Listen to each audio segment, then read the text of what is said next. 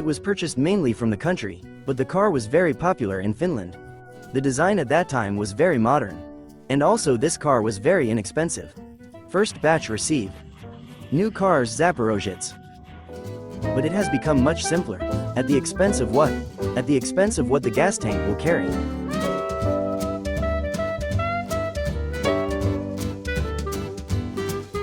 The sum is substantial, but at the same time has big ears. It was still almost 2,000 rubles cheaper than Moskvich and 3 times cheaper than the Volga car. People with disabilities received Zaporozhets for free.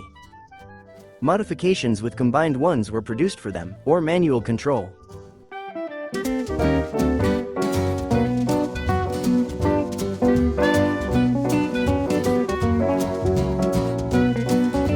We took it apart to the ground. The body was completely restored, which was in very bad condition.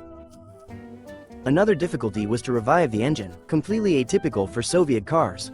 Overall, a colossal amount of work was done.